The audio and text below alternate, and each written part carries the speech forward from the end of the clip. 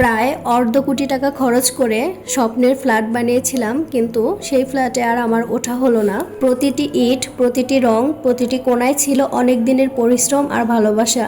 ভেবেছিলাম এই ঘরটাকে কত সুন্দর করে সাজাবো, বারান্দাটা কিভাবে সাজাবো, কোন রুমটাতে আমি থাকবো, কোন রুমটাতে বাচ্চারা থাকবে, ডাইনিংটা কিভাবে সাজানো হবে, সব কিছুই নিজের মনের মতো করে সাজাবো, গুছাবো।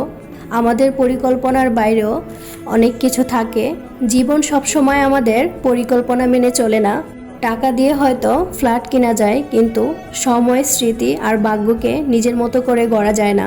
কখনো কখনো সবচেয়ে বড় কষ্টটা তখন হয় যখন নিজের স্বপ্নের ঠিকানা চোখের সামনে থাকে, কিন্তু সেই ঠিকানায় আর যাওয়া হয় না।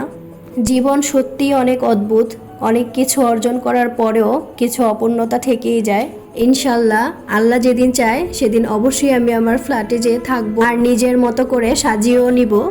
এত সুন্দর করে মনের মতো করে ফ্ল্যাটটা রেডি করার পরেও কেন আমার ওঠা হলো না, সেটা অবশ্যই আরেকদিন আপনাদের সাথে শেয়ার করব। তার আগে আমি আমার ফ্ল্যাটটা আপনাদেরকে একটু ঘুরিয়ে দেখাই।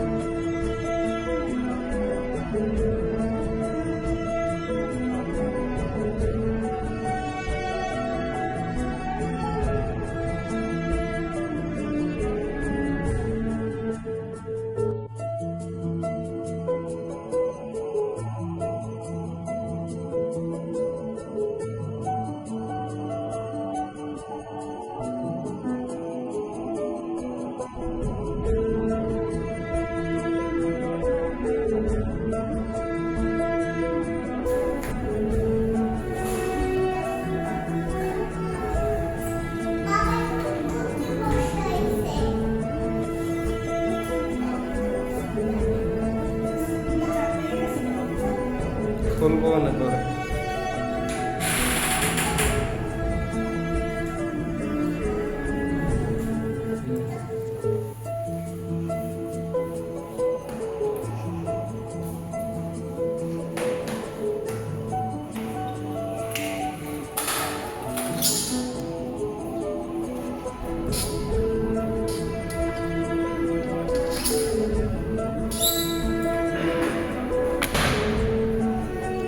বাবা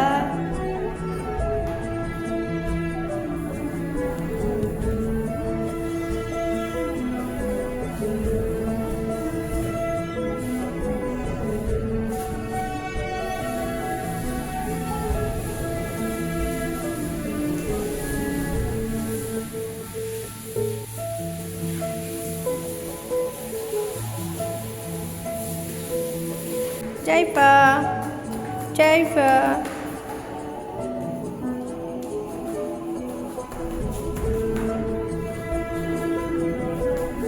Jaifa. Dusto.